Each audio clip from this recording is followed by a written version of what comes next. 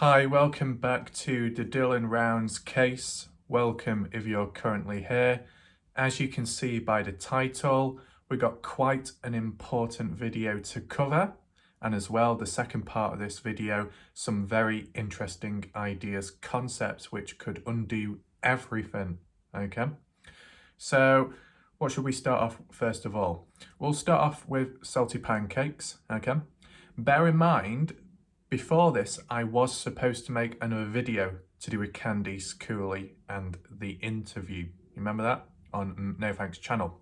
But the thing is, after spending about 43 minutes watching it, that far in, there wasn't really much of interest to me to cover. It was mainly just reiterating points, ideas, what to do and what not to do when it comes to a case handling with police from one's own experience. And we've already heard about that, okay, with the previous videos. So there's no need to really cover it then. So far in, I did catch the key point, okay? So you want to know a rough date of the Dylan Rounds documentary? I think it's Lost and Alone, or Alone in the Desert. I can't remember what it's exactly called. The Lost, something like that. When they said it's the 4th season and it's covering Dylan Rounds. I personally don't know how long it will be, if it's in different episodes, but Candice Cooley said it will be released sometime in April. Okay? Sometime in April 2023. Okay? Leave your thoughts down below. Is that too late? I don't know. Because what happens if Dylan is found in between? Is the documentary still watchable? Wouldn't it need to be updated and changed, right? If it's on a cliffhanger and yet they've found him before the documentary has aired, they'd have to re-edit it, right? The other key point I noticed and heard within Doug's No Thanks interview with Candice Cooley, and you can leave your thoughts down below to this in response. Candice Cooley basically said that any and all information that goes around, if it's not from her, then it's all speculation and not true, not evident, not factual. It's only what comes from her that is the truth and is factual. That's basically what Candice Cooley was saying in the video. Very interesting that, if I do say myself. Leave your thoughts down below to what you think about that. Because what I would say is, when it comes to Candice Cooley, if she is the one that has the truth, and whenever she talks, she speaks the truth, and it's all factual, then explain to me why we've had so many pieces of misinformation, switching and changing, back and forth of info from her own mouth. Not exactly good, is it, right?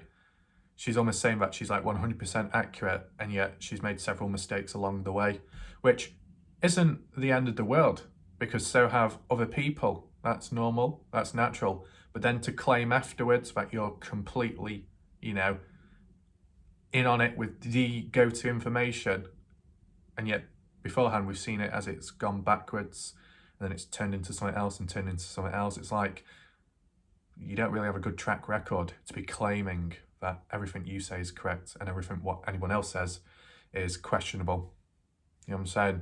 I mean, there's been some moments where there's been information that's gone about in like public talk, on YouTube, on forums maybe, talking about a piece of evidence, a development, an event, and Candice Cooley had no idea of it. We have seen that, right?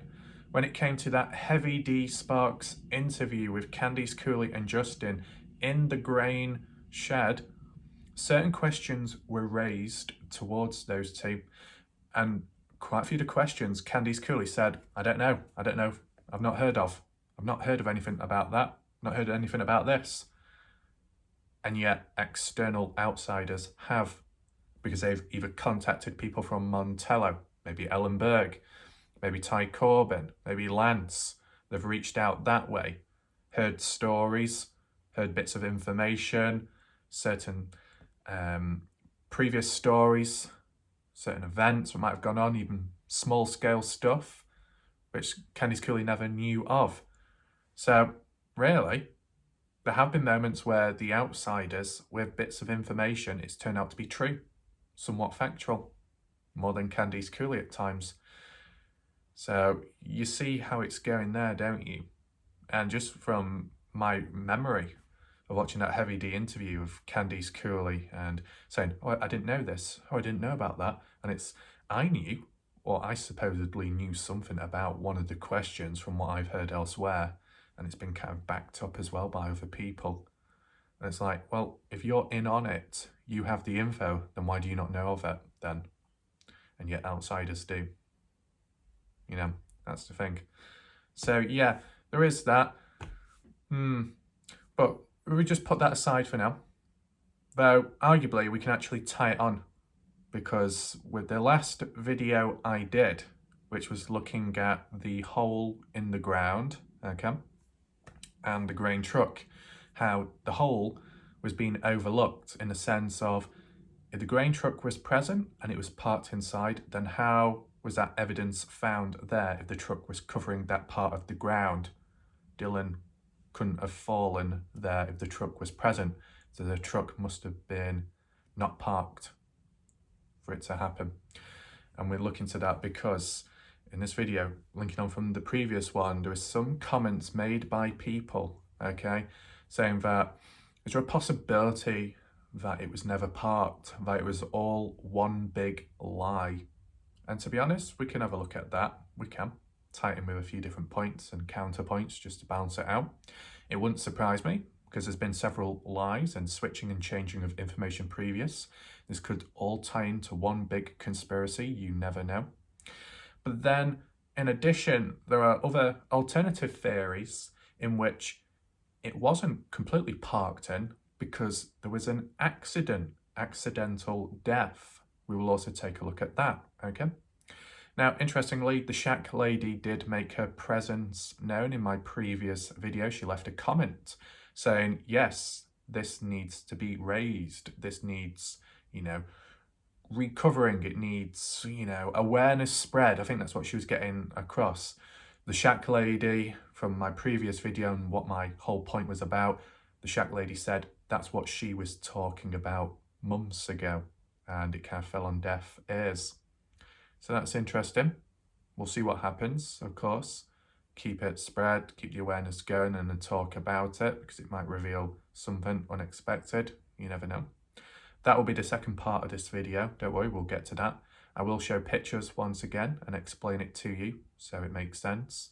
But for the first part of this video, as I said, and you can share your thoughts and opinions, responses and everything in the live chat as we go along.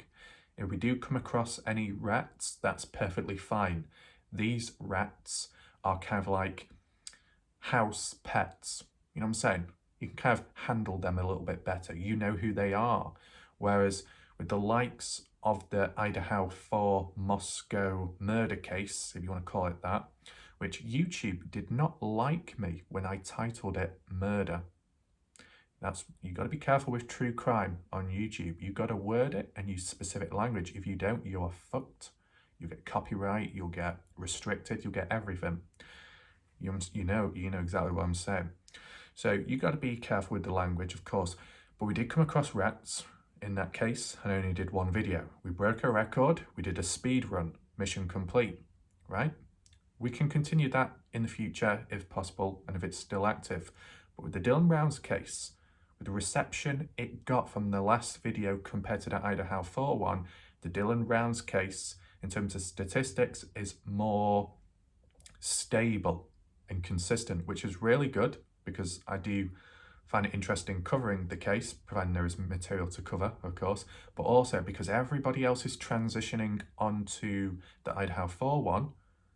I'll still continue with the Dylan Brown's one as much as I can. And it's good that people are still sticking in that sense. So you're getting the best of both. Being able to cover the case and being able to keep it alive as much as you can, right? Okay. But yes, as for Salt3 did a recent post which may have been in the community tab. I'm not quite sure. I think it might have been. It was text-based.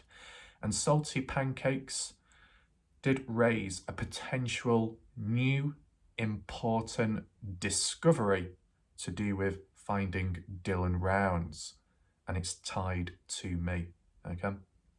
So what I'm going to do, I'm going to show you the text to make it realistic, like how the documentaries do, where a person narrates over it. Because the text is from Salty Pancakes, we need Salty Pancakes' voice to talk over it, right? Unfortunately, Salty Pancakes is not here, but don't worry. Pancakes from wish.com can narrate it himself, okay? All I need is a peg on my nose, so it'll sound like I've got a cold, and then we'll begin covering it. Are you ready? Okay, man. Can you hear me? Testing, 1, 2, 3. Good. Thanks for the super chat. Let's start the super chat train and keep it chugging all the way into the night. You got that? So, sorry about my voice, man. I'm just gonna tune in. So, welcome. My name's Salty Pancakes, and what I'm gonna try and share with you is I found some groundbreaking information about Dylan Round's case. You've seen all these conspiracies that I've been creating, you know, because there isn't much more going on behind the scenes. And I saw a recent case of that in Warlike Raph's image. I think a lot of people have overlooked it. So I want to share that with you right now, okay? So, tonight on the Salty Pancake Show, we'll be doing an analysis, roadmap, and overview of Warlike Raph's back. I think all those bumps could be encrypted code messages, a roadmap to the truth possibly. I don't know. We need to connect the spots. I mean the dots. Seems to be a strange reason for this back picture. We need to look into this and end the quote tonight at 7 p.m. Mountain Time. Yeah. Okay. Thank you, Salty Pancakes, for the voiceover narration there. It was very helpful. So you get the picture. Salty Pancakes, his theories, his ideas were right. Salty Pancakes was correct from day one. Everything he said was true. You know, with his extensive background research abilities, looking into things and questioning stuff, as well as using other, additional resources, materials, people from India to get a hold of information, maybe even using Fiverr as well to spread awareness. You never know. It has worked, right? And the proof is in the photos. Encrypted codes which could reveal a hidden message, a hidden truth, possibly leading to a location. You never know. So where did it all begin? Where's the origins? Well, I think it begins with the very first backshot, January 2021. Everything seemed somewhat normal, somewhat stable. You look at the back, fairly smooth, right? Not too many lumps, bumps, or craters, not too rough or rugged, fairly smooth and somewhat defined. Now, this was before the Dylan Rounds case, so it's not going to have any telling signs, but it's what it could possibly foreshadow. And that's why Pancakes most likely researched into my photos. Pancakes must like back photos, okay? We'll be. You carry on playing with your doll of Warlike Raph, don't worry. But you get the idea. So by extensively zooming in and just looking at the surface area and the size of it, Pancakes probably started noticing signs of bumps and lumps, right? And, this sort of discovery, indirectly is going to make people think, oh my God, TRT, Belfort, what's going on here? This transformation is proof. This is the origins of it, man. Calm down, King Simone. Was it you, King Simone, that came out with that? Or was it Kongzilla? One of who, but never mind. That's another story, man. So, When Pancakes transitioned on to the next photo at a later point during arguably the Dylan Brown's case, noticed massive differences, such as that massive spot there. You know, that must be some kind of sign, meaning, right? It must mean something. That spot must be filled with a lot of data, right? Which could reveal the truth. But how do you crack the code? How do you crack it? Well, Pancakes doing his algorithms and coding and hiring other people to tap on in to reveal the truth, progressed onto the next photo, an even more recent one, arguably speaking. More definition, more truth telling, making progress in the right direction, such as the case, finding new leads, new data, new developments. You see that spot, although in the dark, it's revealed by the light down the line. Pancakes turning on his light switch, and there you go, it eventually shows. But then some other data points forming as well. And we transition on to the most recent photo, the catalyst, the turning point where Pancakes made his mark. Not on my back, no, but made his presence known, coming to that conclusion. Because you look here, aside from that loose skin down there, which is very, very off-putting, but you look at these spots, right? You see these little lumps forming, right? Dots to dots, red ones, red tape. Oh, are we supposed to keep silent all of a sudden? Is the truth escaping? Is it leaking out now within the case? I don't know. But I can understand where Pancakes is coming from, because you've got to use special software technology, right? When it comes to a photo like this, to be able to conclude all the data, piece it together, run it through a program, change the filters, edit it in that way.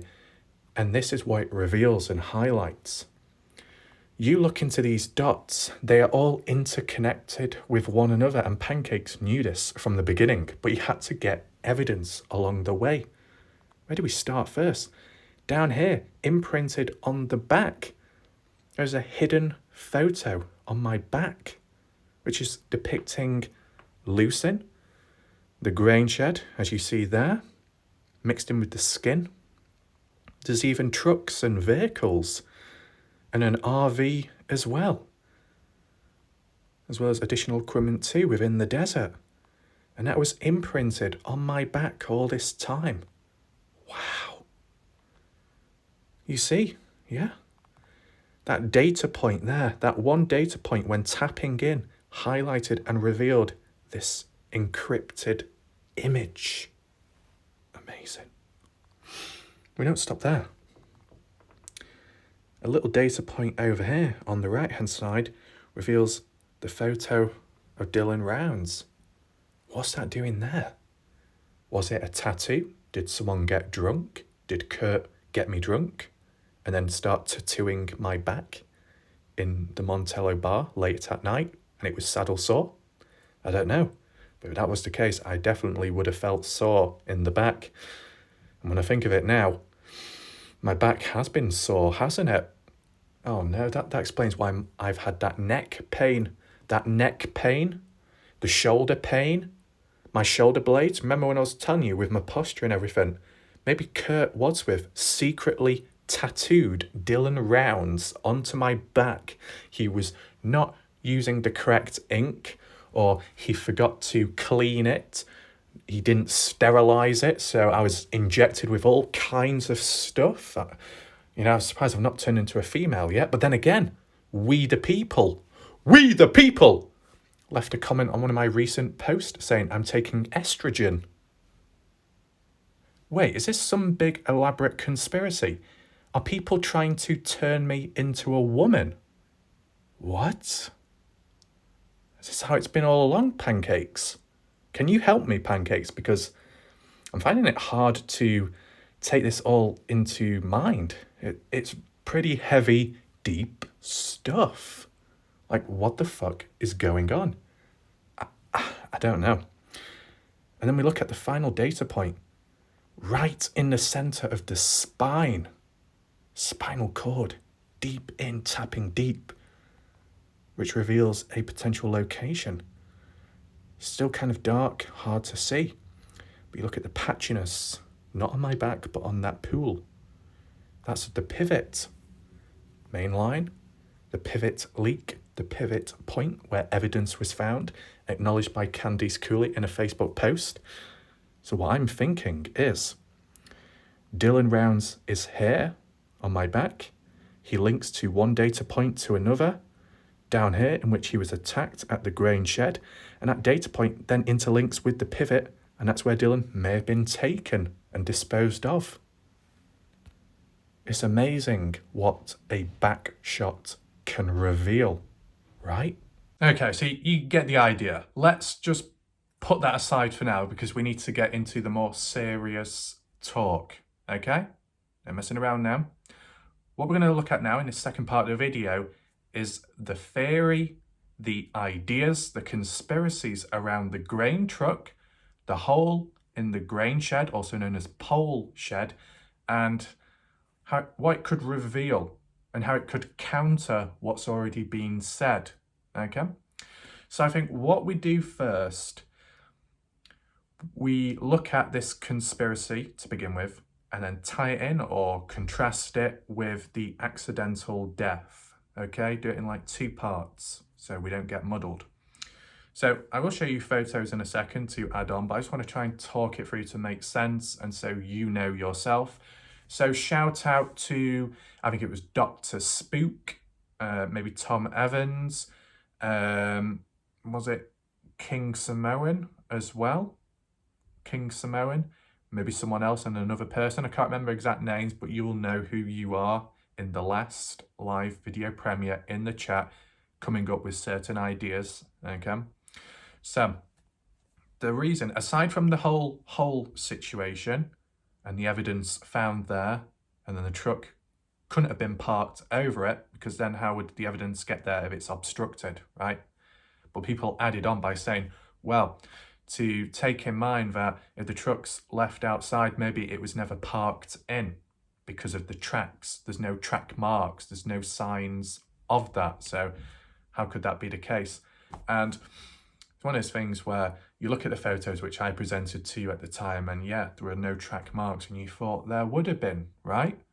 I think we should move on to the photo to, explain. So here we are, an outer shot of the grain shed, and you see that red truck trailer with down here, right? The grain truck, the size of it. So this left outside, you'd think, oh, well, is that how it was found to begin with? You could assume that, then you could tie it in with the fact that there's no track marks on the inside. You look at the ground, it's very flat, very smooth. You might see the odd footprint, indentation on the ground, but aside from that, there's no sign of activity of a vehicle being present or not, right? The only activity of that hole being dug up and then samples taken away for evidence. So you can at least say something happened in the grain shed, right? Does that make sense? Dylan may have been inside and got attacked. But this is the thing. I think what we need to understand, and it's kind of a counterpoint to begin with, is you look at the ground, right? Actually, no, let's further reinforce it and explain the relevance of this photo.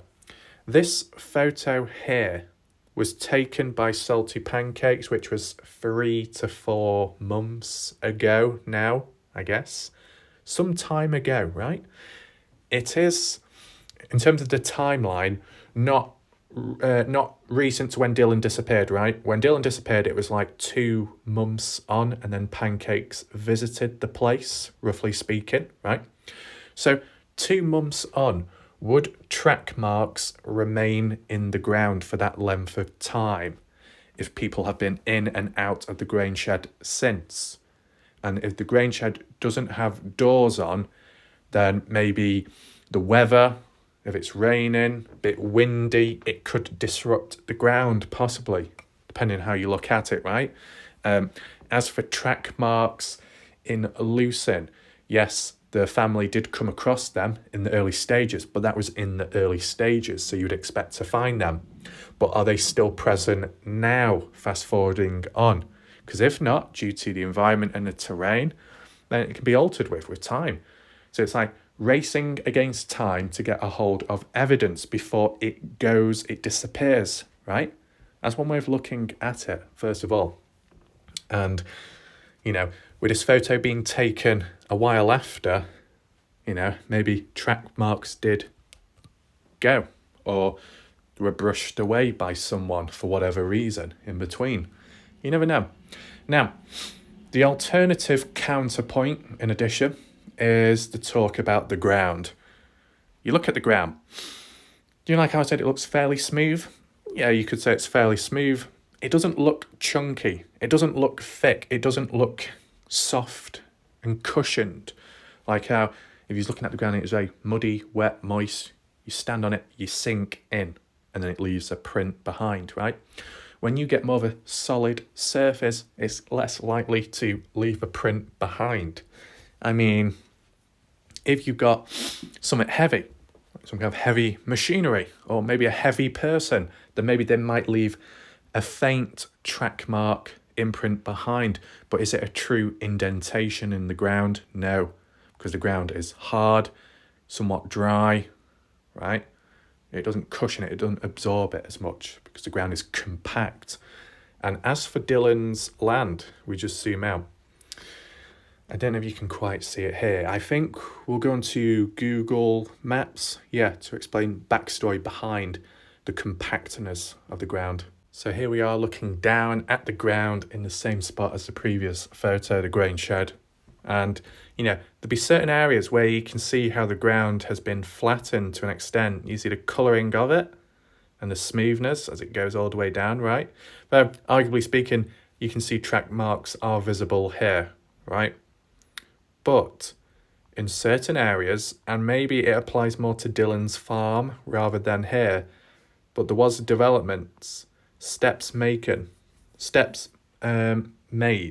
with time, okay? And we probably can explain that closer. Like you look here, you see these like mound dirt, clearing, more prominent with time, right? Because this is only 2019.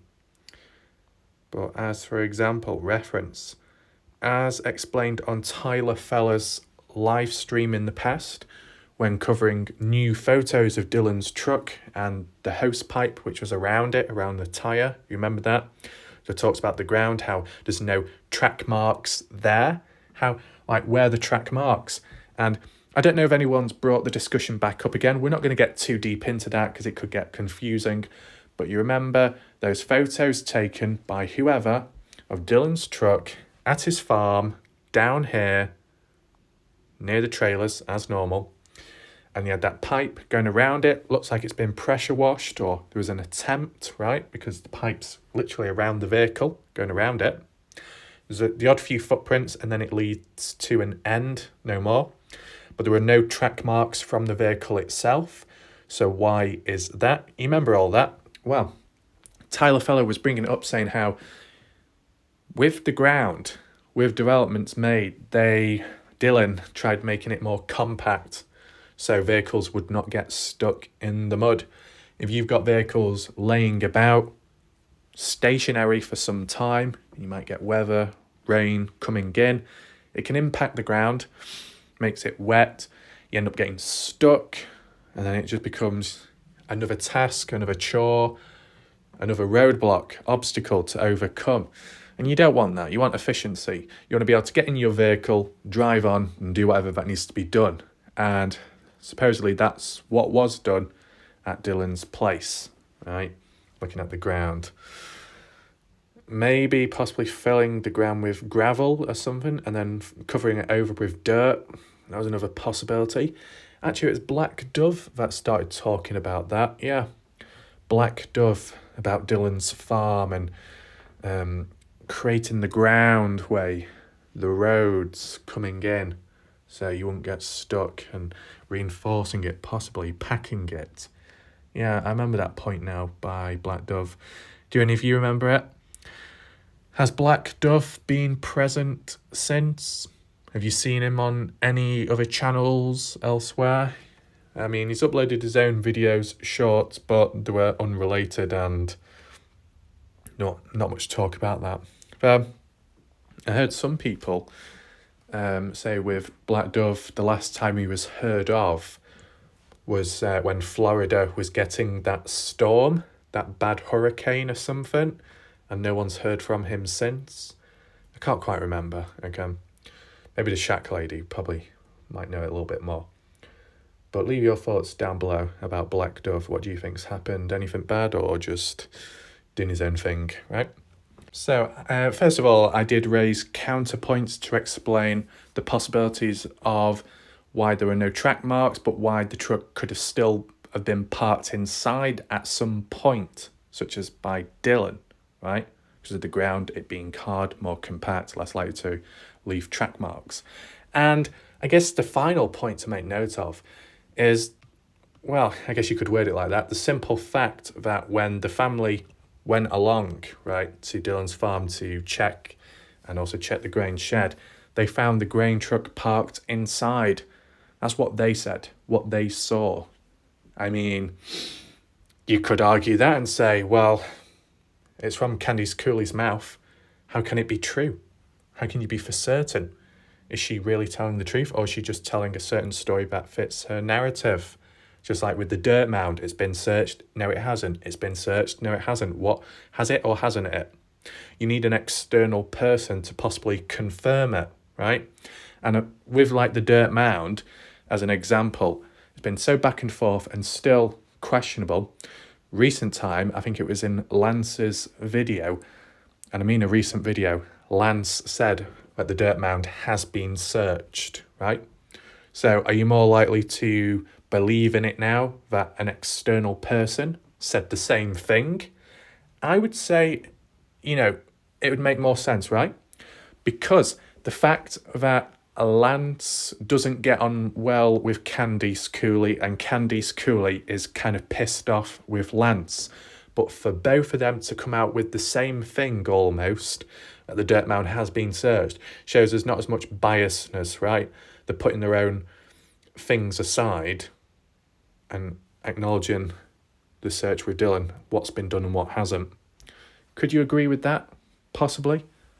I'd say so. I wouldn't say like both have put things aside. No, I don't mean it quite like that. But with Lance at least, because, Lance was later on to confirm that the mound has been dug up and searched. So, yeah. But we're just returning back to the grain shed and the grain truck, right? Family come across it, parked in. Nothing strange there, because that's what Dylan set out to do originally, to park the grain truck in the grain shed because of the rain. Now, people have said recently that the grain truck was only parked so far in, that the front part, the white bit, was stuck out. And it wouldn't matter because as long as the seed is on the inside and kept dry, that's all that matters. And that's what the case was. The seeds were dry. And if the truck was left outside, then the seeds would be wet and ruined. Okay? So you could basically say, case closed, arguably speaking. The one point I put across, right? What day did it exactly rain? What was the first day it begun to rain? Or it be the beginning of a long-term wet weather, or just a one-off? When did it exactly begin? Was it the Sunday, the day after, the 29th? Did it rain on the 29th? Yes, no. Because this is the thing. I don't know if it's worth getting into now or not, but maybe I'll just highlight it anyway before I forget. If it rained on the 29th and Dylan went missing on the 28th, and Candice Cooley said everything went down on the 28th, then the grain truck could have been left out on that day, right? Or was reversed into the grain shed originally, but then driven back out by someone like Brenner, as people have handled it, numerous people. And I think Ellenberg, recently said in a public comment that Brenner did take the grain truck down to Montello on a few occasions in the past. So possibilities there, right? Okay. And maybe the grain truck was parked back into the grain shed, so it seemed as if Dylan parked it in, which wasn't suspicious. And that was done same day, but later on, right? And then following day, 29th, it then rained. Well, you wouldn't know. You wouldn't think, would you? You wouldn't suspect that the grain truck has been used because of the rain. But, you know, if you get the timing right, just before the rain, you can get away with it, right? It's a possibility. So it's kind of like a two-way thing. The concept of, was a grain truck truly parked in, yes or no? There's some points that confirm it wasn't, but there are counterpoints that can suggest that it was parked. It's just not as telling because of certain factors to take in mind. It ties into the second theory of whether it was in or out, it could have still been used on the day when disposing of Dylan. And with, you know, external people, as I said, like the likes of Lance, but in this occasion, the likes of Ellen, confirming that Brenner has been down to Montello on the odd occasion in the past in the grain truck. You know, he probably has access to it. He knows how to handle it. He knows how to drive it. But then what about Dylan's own vehicle itself? Because that's been altered with, right? True, that could have been used as well. But, you know, if two different vehicles are used, then it could tie in with the third theory, right? An interconnecting theory of multiple people involved, different people using different vehicles for some reason. So for each point, for each idea, theory, it connects onto a additional theory, right? But if we revert back to basics and from what we have seen ourselves, with Candice Cooley switching and changing of information, right? 1 minute it's about 8 bin bags, next minute it's 4 bin bags. 1 minute this has been found, but it hasn't, but it has. This has been searched, but it hasn't, but it has, but it hasn't. And much more, right? There'll be people that have kept endless bullet point notes. I can't remember them all on the spot, but I have covered them in previous videos spread out when comparing the interviews, okay? But this is the thing. And we can actually tie it on with an outside the box theory, which has not been talked about as much, okay? I want to try and all construct it together on the spot. That the grain truck may have played a part in some way or another, that it may have been parked but then used shortly afterwards, but then placed back later on, right? That's how I'm thinking. The use of Dylan's own truck, Ford F-150 at the farm, was used at the same time for a similar reason. Returned back later, adjustments were made, seat, all-wheel drive because of lack of knowledge of it not working. Maybe not familiar with the vehicle or familiar with patterns of behaviour by Dylan Browns and how he treats his vehicle. Someone who doesn't know Dylan as well or knows all the ins and outs. Two different people used together. Candice Cooley, somehow tied into it? The point made by Candice Cooley saying, what I say goes, what I say is a fact, and what anyone else says is speculation, and it doesn't mean anything. That info and that info is irrelevant. That's irrelevant, that's irrelevant. You'll listen to me. You'll do what I say. Oh, it's good that when we're out there searching and looking through the wash, it's good that people follow my orders and go where I want them to go. Roughly quoted from Candice Cooley, etc. Has been some kind of grand operation elaborated in some kind of weird way? That, like with talks and slight rumours made about money, embezzlement, things being stolen, things being in debt or so. Candice Cooley related to that in the past and trying to do it again once more in some way. Externally, what other people have said, let's make that clear. Not coming from me, but trying to piece it all together as a puzzle, right? From what everyone has said, different points of views, constructed in such a way that maybe it was one big plan. Not so much the gay theory, because Candice Cooley has relentlessly said Dylan is not gay. So that would dispel that idea of trying to get rid of him because of that relationship status. So that seems out of play, right? To try and bounce it all out from what everyone said and to time with that alternative theory. Or maybe Candice Cooley called someone, told someone to go and take Dylan out, maybe. We're tying it in with the whole puppet master, strings are pulled, Brenner is the fall guy. Or maybe Brenner was a part of it in some way, but all the blame was shifted onto him. The likes of Don Hately, who may have also played a part, maybe with Dylan's vehicle driving that, possibly. Or the grain truck, because multiple prints have been found on there from either Brenner, Don, Hately, or Dylan. Whichever way. Don getting involved himself, because Don and Jim both didn't search for Dylan originally on Sunday, lied about that, maybe because they're both in on it and know exactly what. That the grandparents, the grandmother Karen Rounds, who made that call to Don, I think, first of all, and then trying to pass a message on to Brenner to both go out and search. Did Candice Cooley order them to? Did Candice Cooley call Don or Jim to go out and search? No, but the grandparents did, because maybe the grandparents are the only ones not in on it and completely unaware. Is that a possibility? People have said that the grandparents have been behind the scenes, been very quiet, maybe because, but numerous factors, might be nervous, they might not do all the talking, maybe they feel a presence more powerful over them. Maybe likes of Candice Cooley, who's the main talk in the media, kind of speaking. You see where it's forming? That Don and Jim, both using different vehicles to dispose. That both didn't search afterwards because they're both somewhat responsible. That during the spring cleaning, that both were supposedly going down to Wendover to dispose of stuff.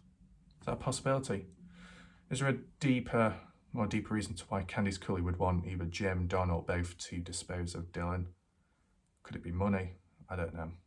But you see kind of like that loose arrangement of a puzzle pieced together by all different points of views. That if Candice Cooley has switched and changed information in the past, what's it say that it's not going to happen again? It could have happened again. When the likes of the grain truck being told by people that it was found inside and not on the outside. And the only reason why it was on the outside at a later point was because of June 2nd, the spring cleaning. But you never know, it could have been in, out, and then returned back later on the same day, the 28th. So you could arrange it as a conspiracy. And I think with Salty Pancakes, on a more serious scale, with him doing his videos and certain conspiracies and other people doing their videos and conspiracies, could it tie into something, you know? I mean, what I would say from my own opinion, my actual own opinion, okay? There's a possibility that there could be a few different people working for one another or working for someone above, possibly. It could be a certain family, certain set group of people from a certain geographical place, and they may be in on it. You never know. You don't want to go too deep, that's why it's roughly talked about. You go too deep, you'll get too lost. And I think, I would say personally, when it comes to rabbit hole ideas and conspiracies, deep ones, you're better off looking at them early on in a case, in the early developments, right? You look at them at a later point, it's like, well, you know, it's kind of undoing everything. And arguably speaking, maybe this case gets a free pass because of how it's been handled and the way people have started doubting themselves now and doubting all the evidence or progression, thinking that maybe it's not true. That certain YouTubers are looking back from the very beginning, the likes of Ty Corbin searching from the beginning, a refresh, the likes of Salty Pancakes starting from scratch with his previous live stream videos, making sense of it all. From time to time in the past, the likes of Zavgirl reanalyzing, going back over interviews of Candice Cooley. That level of doubt, all because of that information switching and changing with time, right? That Candice Cooley supposedly knows it all, but at the same time doesn't because she's not told about everything. But at the same time, she supposedly does, and it's all fact. So, it's what I mean. It's kind of weird, right?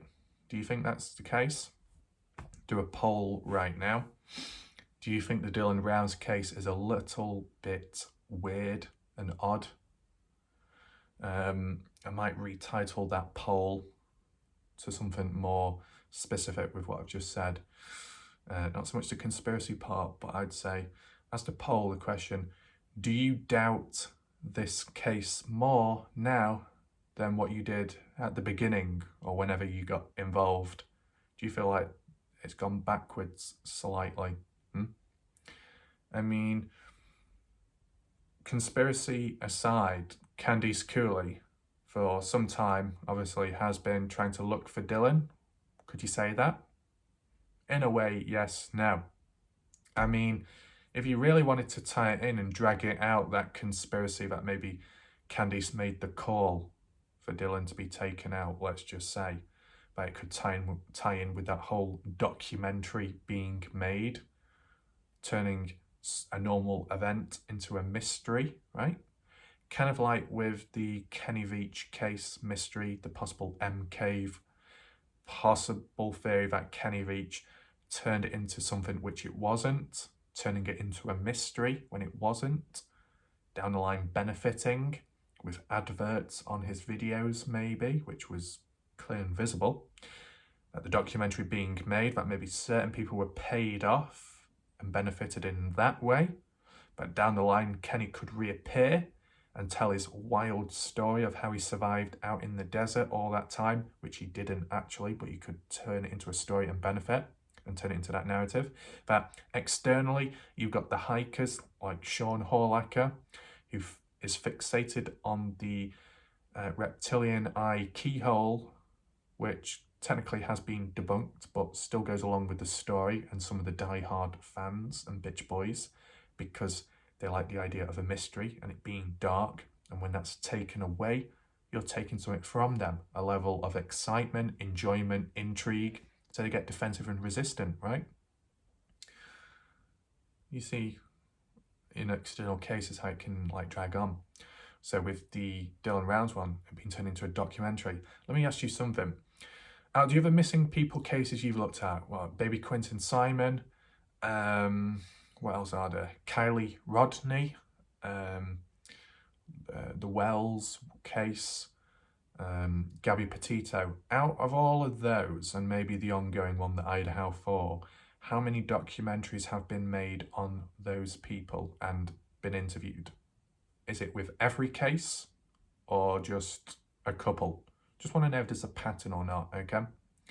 Because as I said, certain patterns can reveal stuff too, right? So, this video, up to now, okay, you exclude the intro part, right? But the midsection of this, some key talking points, right? You could say, well, why did you not come out with this concept early on, right? In this case, considering all this progression has been made. Well, it's because the problem with this case, as I said, it gets a free pass, is that information was undoing itself at the beginning, the mid part, and even now, right? And it's kind of got worse with time. So if it's got to that point where something has gotten that bad, can it get any worse, right? What else could possibly go wrong, right? If it's already in a downfall period, if it's already imploded on itself, then looking at this alternative, unpopular theory, unpopular opinion, is it going to be as troublesome now than if it was in an established case? You see what I'm saying?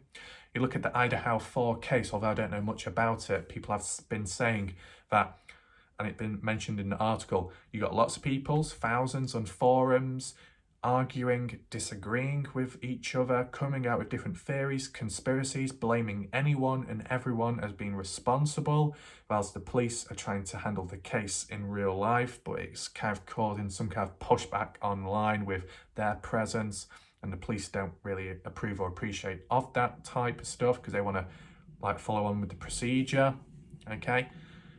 If you used to suddenly do a video now on the Idaho 4 case, right, whilst actual progression is being made in real life, supposedly speaking, and then you started, because you're very good at wording something, or you've got some kind of supposed groundbreaking information, which then turns the case upside down, it's not exactly doing much good on that. You kind of like not progressing, you're going backwards in that state. Whereas in the Dylan Rounds one, it's been back, forth, all the way through. So it's not really, getting any worse in that sense.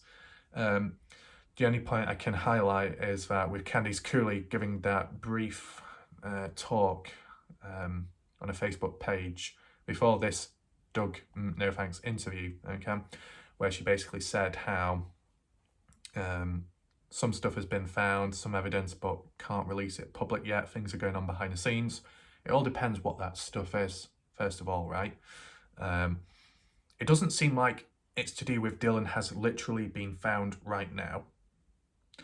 But I'd argue and say that although you could interpret it as it not being as important then, it still is important, if not more important and more interesting than Dylan being found just like that. Because, I mean, you could argue it, but if it was that groundbreaking, right, really groundbreaking, like Dylan has been found, you could vaguely acknowledge that Dylan has been found and say, Dylan has been found, but there are checks ongoing. Analysing is taking place. Some evidence has been found, or some data has been collected, but we cannot reveal it at this time.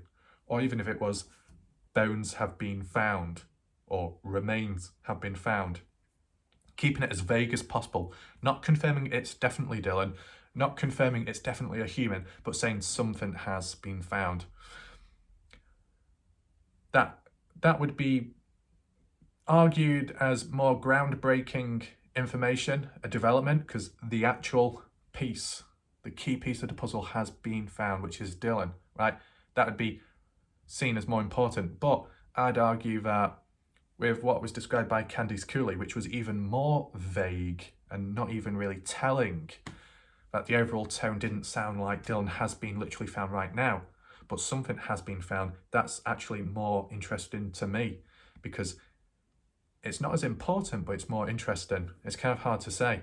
Like, whatever's been found, it's not Dylan, but it's something else, which then could lead on to Dylan or could lead on to another suspect. It opens up more possibilities. That's the way I see it. Now, you could argue and say, maybe it's a new narrative. They have found something, or made up finding something. I don't know how you want to word it like that. But yeah, who knows what it could be. And it's been some time now, still quiet, not really been mentioned from what I know of. Correct me if I'm wrong, I've not heard any more new developments, right? The last post was to do with the pivot, right? And the crop. And that could have been answering an old age question, right? Because it's the thing, Candice Cooley has said you get these new members coming onto a Facebook page constantly, asking same questions after same questions, and she basically just says now, I direct you to the about section or the pinned post section, and it will mention everything, answer all the questions.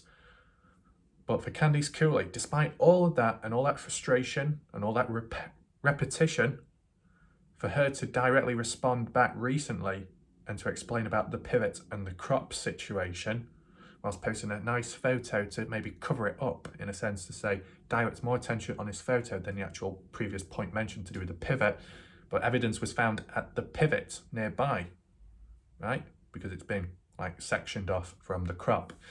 Now, as I said, the crop of Dylan's must be at the pivot or nearby, because if you corner it off, let's say, and the Dylan's farm where, let's say, his crop was, is all the way down there, it's a 5 mile distance, so it's not that hard to, divide it. So you can't go here, but you can go there. And most likely it's all centered at the crop bit, right, the pivot part. So is there a possibility that indirectly Candice Cooley may have slipped up recently, that previously, like several weeks ago, where Candice said things have been found, stuff going on behind the scenes, but we can't reveal anything public yet. But then, fast forward weeks on, ends up answering a question saying the pivot evidence was found there. Could that be a link indirectly that she slipped up? That evidence has been found there too. That it's not, might not directly be Dylan where he's at, buried, but you never know, it could be. But they've not checked further into it. But something has been found out, like a footprint of Dylan's, a bit of clothing of Dylan's, some more biological matter of Dylan or someone else. You see where it's going with this? Because isn't it a bit of a coincidence how weeks before evidence has been found? Can't reveal it yet. Fast forward. Oh yeah, in response to a previous question, yes, the crop has been cornered off because evidence was found. Evidence found, evidence found. Is it the same exact thing, or is it just an old piece of evidence from the past? It's either the recent one or an old one, answering an old question. Slip up or just referring back to the past. You get what I'm saying? Hopefully it's clear enough for you to understand. This is all being worked out mentally in my head on the spot without cues, prompts, scripts, photos, material on the spot, right? Just able to zone in, right? Is there anything else as for the conspiracy part? We sent her back to Jim Brenner. All the blame shifted onto him, right? Don Hately, being one of the main guys that slipped away, was not arrested. Supposedly a clean guy with a clean background record to an extent. Shifts all the blame onto Brenner. Brenner gets in trouble, arrested. Chase Venstre gets arrested as well, indirectly.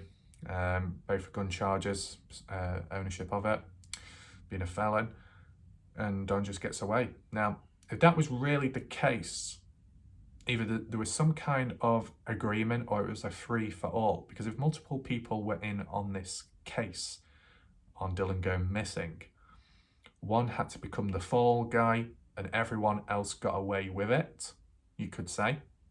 Depends how many people really were involved. It could well be the case of there's a hierarchy, someone or something right at the top, followed by someone else, followed by someone else, someone else, then Don, and then Jim Brenner. Jim Brenner at the bottom of the pecking line because of his age, because of his status, because of him being hated by people for most part of it, because of him having a bad, messy criminal past, so it's easier to shift all the blame onto him, right? Because he seems like the likely type of guy to do what he does. You know what I'm saying? Because we put it aside, you get where a person in life might have done bad stuff in the past, but they've changed now. That's not always the case, but sometimes it can happen. And then something bad happens and they're tied into it. They're the first person to be accused, to be looked at, to be questioned, and maybe even arrested because they look at the person's past and it's similar to what's happened now. So you think, oh, they've re-offended. So you could say the same for Brenner. It's easy for him to go down and everybody else remains clean. But the prediction, what I make, okay, and I'm making a new prediction that whilst Brenner is in jail, okay, if whatever reason Brenner slips up or reveals the truth, whatever it may be, or there is new evidence and new leads found which might incriminate somebody else who's free and roaming about, such as Don Hately. Don Hately could then go down, or other people as well that are in on it in some way, higher up on the hierarchy, might then try and shift all the blame onto Don. So then Don takes the fall and goes down. And then if there's any more evidence, any more discoveries down the line, then another person, and then the only one remaining is the puppet master. You see? That could be how it goes. And not to get too deep, but there could be certain families that are in control and move things about like a chessboard. You know, a game of chess. That could be what the Dylan Brown's case is. What happens though when you get to checkmate? Who falls next? That's the question. Okay, that's my prediction. So we put that aside for now. Okay, now let's move on to the alternative theory of an accidental death. And I will use maps for this just to tell the possible story and outcome, okay? So, The 28th of May, the day Dylan went missing and arguably got hurt in the process. Where did he end up is unknown, but a possible alternative theory of an accidental death, possibly caused by Brenner, can be put into play and questioned. Dylan, before going missing, waking up on that day as normal. Driving down here whilst in his grain truck, considering the night before he was doing seeding. Though, when I think of it now, you think about the seeding, was that at the crop, the pivot of the crop, or not? Do we look at that now? I think we should. So, this is an on-the-spot obstacle we need to try and overcome, okay? Was Dylan doing his seeding at his farm or at the pivot?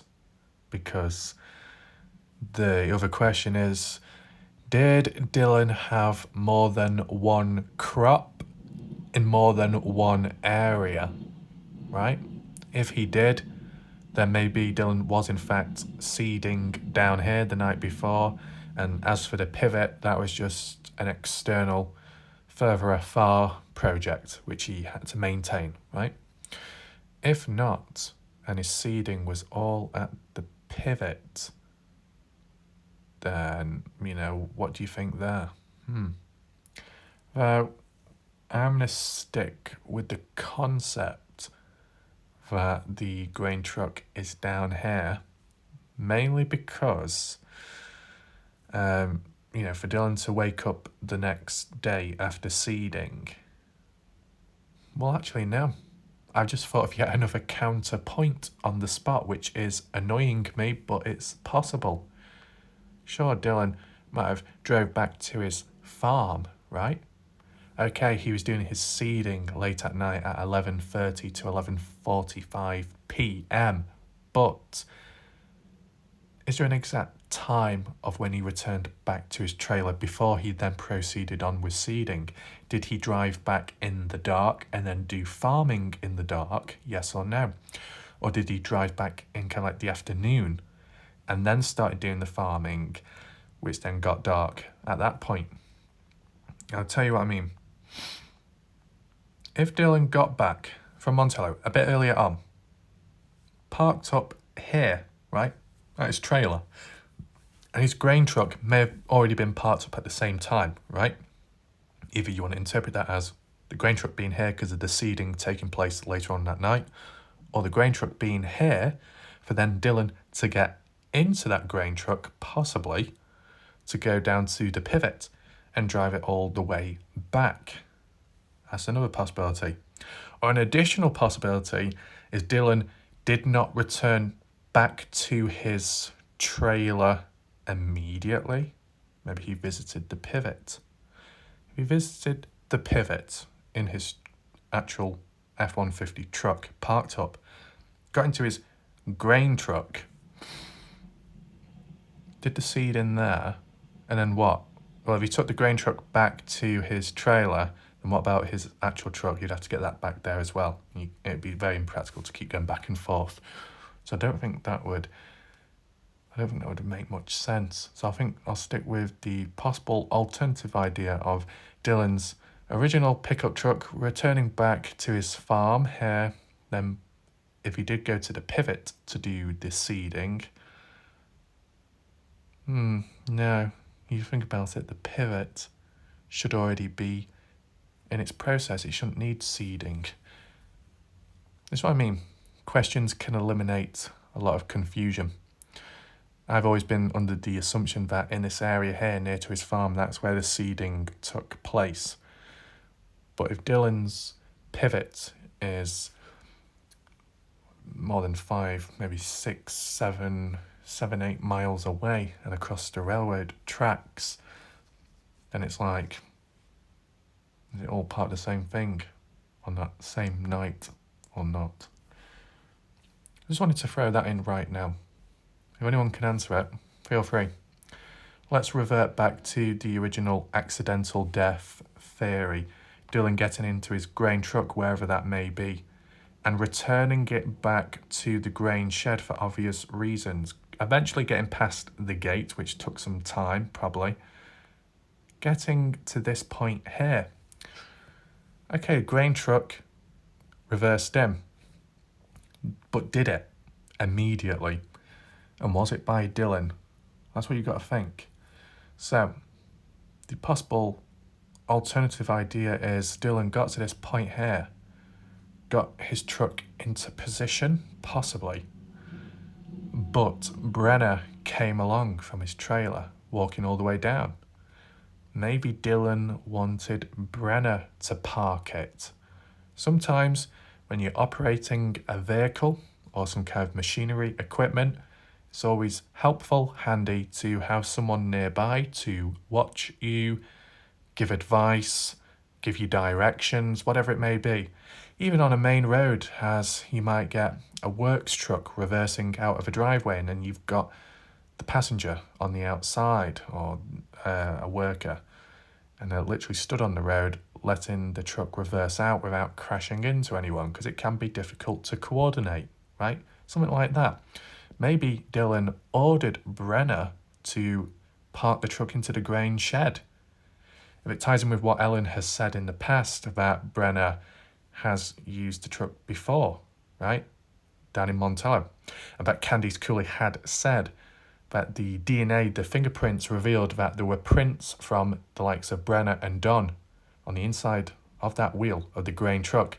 Then other people may have used it, which most likely is the case. And maybe it was used on that day by another person, such as Brenner. Dylan goes into the grain shed, using his hand as coordination, saying, come on, further in, reverse, reverse. And then at some point, maybe Dylan put his hand up to say, halt, that's enough. Or stop, you're going too far. No, you're reversing too much. No. And as Brenner is reversing back, maybe because he's lazy, reckless, careless at times, you never know. We can reinforce that in a second. As Brenner reverses back, he might step on the wrong pedal and reverses back further than he should. He doesn't brake in time, and the back of that grain truck hits Dylan, maybe in the head with some force, and that's what leads to Dylan falling to the ground. And as Dylan falls to the ground, he just so happens to be right at the back of the grain shed, right? Just in front of that hole, let's say. And just in front of Dylan is a grain truck reversing in. It's got to that point where all you have to do is hit the brakes, turn off the engine, clutch and everything, and step out. Pretty simple. But due to recklessness, Dylan was hurt. And, the impact from the truck to Dylan caused him to fall on the floor, on the ground, either face first or on his side. And then he started having some kind of fit, some kind of seizure, vomiting, possibly body going into shock because of the trauma, the impact sustained. Is that a possibility? All accidental? Or, even if it wasn't accidental, maybe Brenner saw it as an opportunity. Though, not likely, because Brenner is a type of guy to snap. So you could say, in that moment, as an alternative theory to the original alternative theory, is that as Brenner was reversing back, maybe Dylan said something to him, or there was a remark made at that point, or just earlier on, which triggered Brenner, and Brenner thought, fine, if you want the job done, do it yourself, or I'll do it how I do it, because you're getting me to, move it, so I'll do what I think's best. And then takes it out, that frustration on Dylan, and in a brief few seconds, boom, Dylan's out of it, on the floor, having a seizure. And then at that point, whilst Dylan is laying on the ground here, as biological matter is coming out and seeping into the ground, which eventually gets taken away by FBI in the future, Brenner may panic immediately or later and is thinking, shit, what have I done? I wasn't supposed to do this. Considering that Brenner has worked for Dylan in the past and there's not been any issues or work disputes, it seems like there's been more, well, to an extent, as for work, more arguments with Don than there has with Brenna. Because like Don was, parted ways with Dylan. Did Brenna part ways with Dylan? Not on the same level or scale. And even when they were working in the past closer together on different farms, custom farming, there was no injuries sustained there. There was no plan back then. So maybe it all catched up on the spot. You never know. So Brenna sees Dylan on the floor. Dylan, for a certain amount of time, could be alive. You never know. People have said in the chat as well that certain impact can lead to vomiting. So that could be the biological method originally talked about, okay? Dylan's on that floor. Brenna's doesn't know what to do because maybe you got more than what you bargained for, let's say, for some odd reason. What does he do on the spot? Well, I guess maybe the grain truck might have been left as it was, hence why it was popping out of the grain shed. It was reversed in enough, but not quite enough, maybe. That's why it was sticking out. And because Dylan already said stop the vehicle, it was only till the impact was felt, maybe inside of the truck, or the sound of the bump sound, that's when it was stopped. I mean, externally, people have been, like Jim Terry, I think, was talking about the likes of Candice Cooley running over Justin Rounds in the past in a vehicle, that it was done on purpose or something. And then recently, Doug from No Thanks, who listens to Candice Cooley, dispelled that rumour and said it wasn't true. An external thing, but, that concept of hitting someone, accidental or planned, it can happen, and it has happened in the world, and it's probably happening right now. Death on a work site, accidental death, it happens, right? You can still get in trouble though. It gets messy. Do you call it manslaughter? I guess. There's a possibility that because Dylan has been taken care of, disposed of, that's why it's been assumed and turned into a homicide, right? If it truly was an accidental death, if Brenna left Dylan as he was, called the police or called the family, right, down the line, Brenna probably would get arrested, would get charged with something, probably manslaughter, right?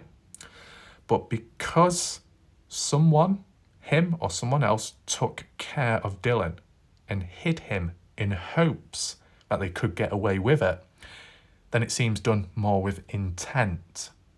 There's more of a plan to it, right? And this is what I mean.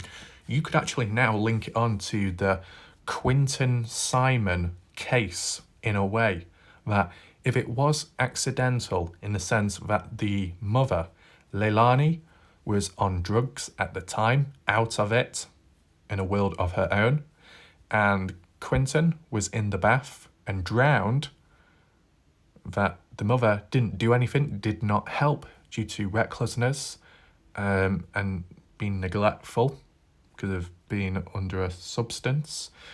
And then eventually, when they found out, they returned back to the baby and thought, oh shit, what have I done? What have I done? Oh no, how am I going to explain this? I'm going to get in serious trouble. So instead, they decide to dispose of Quinton, put him in like a dumpster, trash, taken to the landfill in hopes that never found again, and then report him as missing. Don't keep completely quiet because then you see him as suspicious, but report him as missing at least, so it seems more natural, and then the blame is shifted elsewhere. Does that apply with the Dylan Rounds case?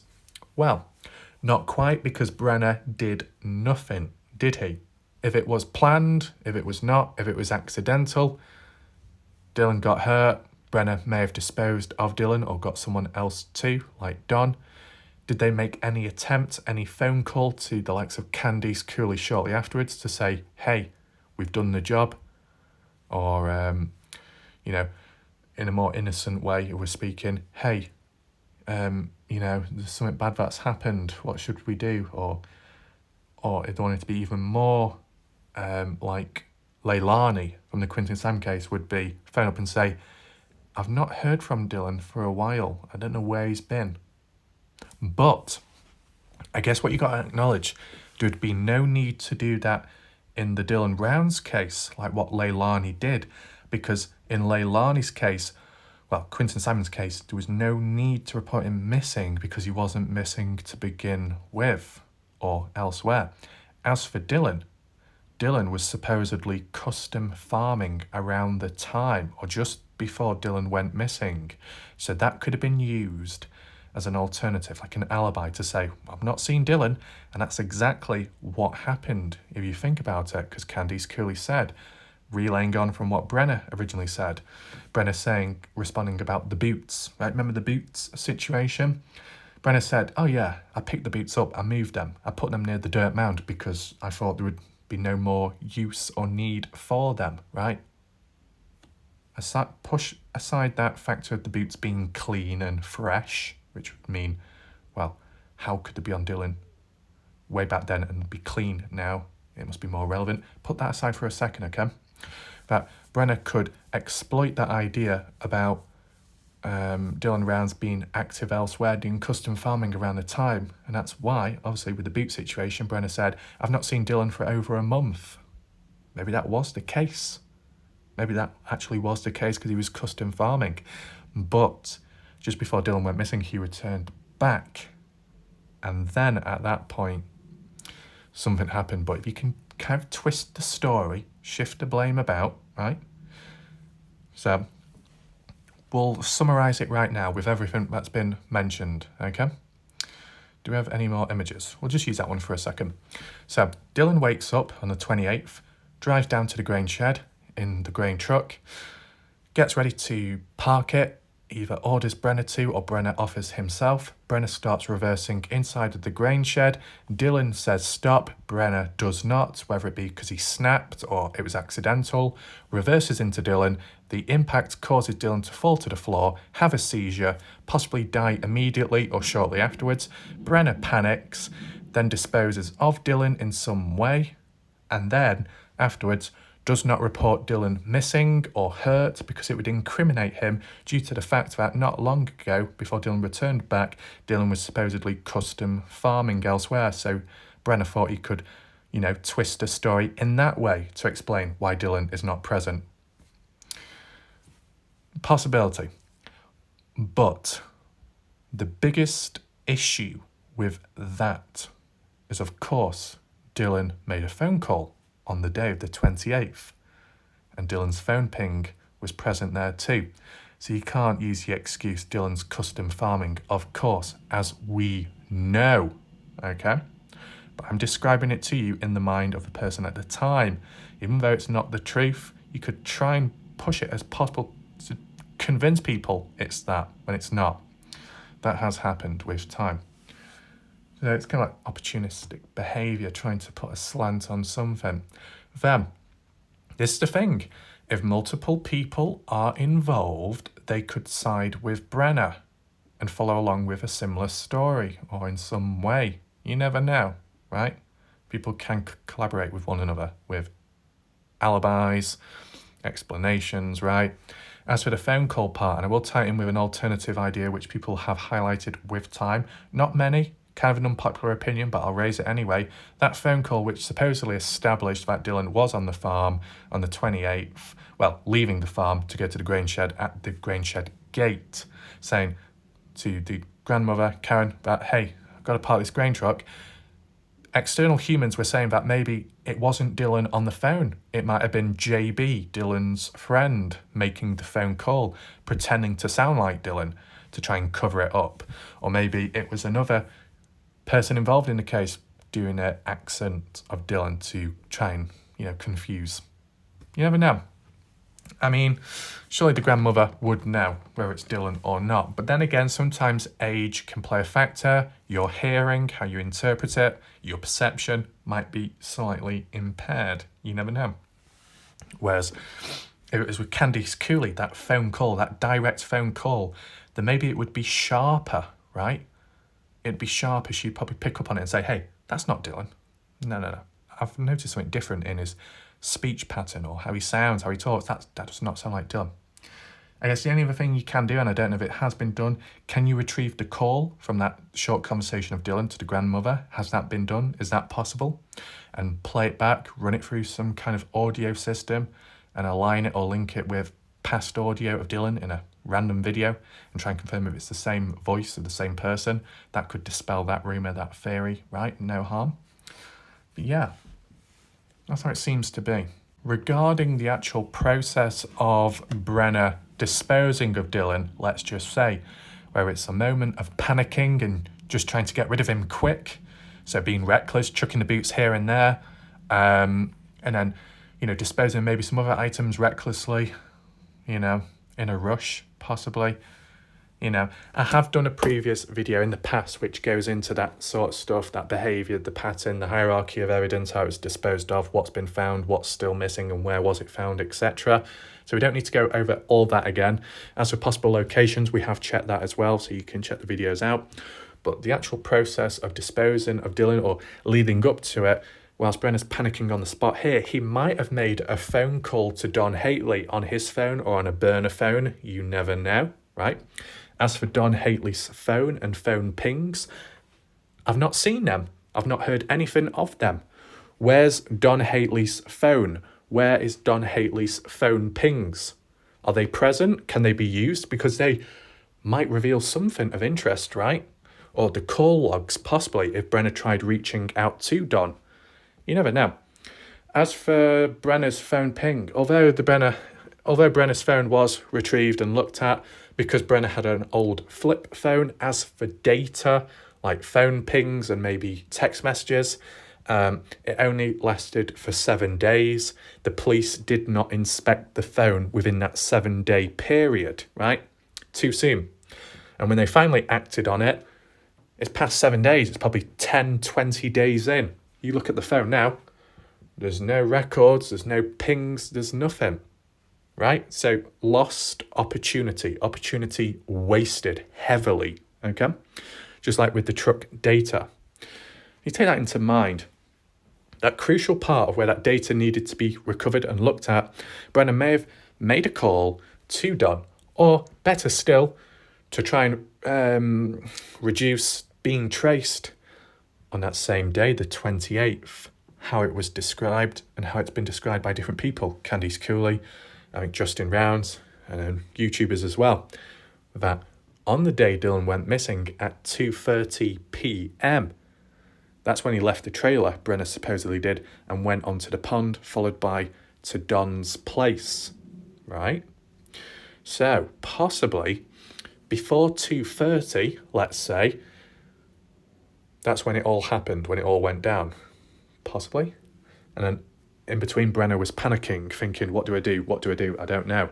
Goes on to Don's, to that barbecue, and confesses to Don, saying, Don, you got to help me out. Look what I've done. What am I supposed to do? I don't know. You got to help me. Where should we go? We need to dispose of him. Maybe Don does help, whether it be because Don is threatened, blackmailed, intimidated, you never know. But Don does not want to literally help, possibly. Why would I say that? Well, if Don is willing to throw Brenner under the bus at any point, then clearly Don has other priorities, right? He's like, I don't want anything to do with this, right? It's got nothing to do with me. Oh, I'll help for the sake of it. I'll help just to shut you up, or I'll help because you are intimidating me, or something like that, but I'll make sure that you get the blame completely, throw you under the bus, and whilst you're locked away, I don't have to worry about your presence coming after me. That type of double crossing down the line. So after that, progresses on to disposing of Dylan, etc., and then wherever. So it doesn't directly explain where Dylan is at, but it explains a possible alternative idea to the whole process leading up to Dylan ending up being hurt, right? Do you agree? I'll do a poll now, very quick on the spot poll. Do you think the theory of an accidental death leading to panicking and disposing of Dylan is possible? Do you agree? Yes? No? Feel free to start voting right now. So there was quite a lot to take in there and process from all the discussion and what was covered. There was a lot that went on in the video, hence the title of it, Overall Conspiracy. I mean, that's the correct wording for it. Leave your thoughts down below in the comment section, right? You got your own opinion? Have you got a counterpoint, an alternative theory, or do you just simply agree with what's been said completely or partially? Make sure to let me know down below. If you've got any additional other points or information to share, feel free to. You are welcome to rewatch this video as well to understand it better, right? At this live video premiere, you can watch it right after or at a later point if you want to refer back to it, okay? I think we'll leave it there for now. We'll see what happens. I don't know if, like, on rep patrol duty today or people have been on good behaviour. I'm not sure, but I guess I'll find out when in the chat on the spot, okay? And yeah, thanks for watching.